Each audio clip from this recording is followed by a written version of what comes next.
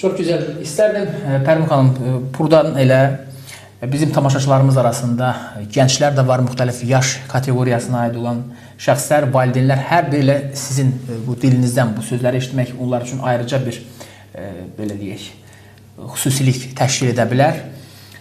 Gələcək üçün Türkiyəyə gəlmək arzusunda olan və təhsilini Türkiyədə daha da möhkəmlətmək istəyən gənclərimiz və eyni zamanda bu qərarı qəbul etməsində belə deyək, ən azı onların yanında olacaq, dəstək verəcək valideynlərə tövsiyələriniz, məsləhətləriniz, çağırışınız nədən ibarət ola bilərdi və nəyə görə sizin dərnəyə üst tutsalar, oradan yolları daha da işıqlı, daha da aydın ola bilər.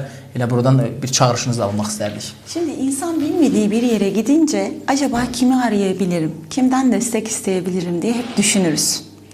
Artık annelerimizin, babalarımızın arayıp bilgi alabileceği, destek görmek istediği bir kurum var orada.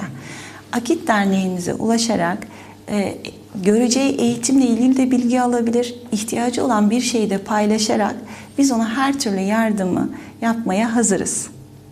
Yani ailelerimizin artık orada güvenebileceği, destek görebileceği, iletişim kurabileceği bir dernek var. Ben çok teşekkür ederiz. Ben Size teşekkür stüdyamızda oldunuz ve Bakıya gəlişinizi bir fürsət olaraq bilib, bugün sizə olduqca maraqlı və hər kəsi düşündürə biləcək təhsil, gələcək və ümumiyyətlə bu baxımdan inkişafın istiqamətləri yönündə ən vacib mövzulara toxunduq.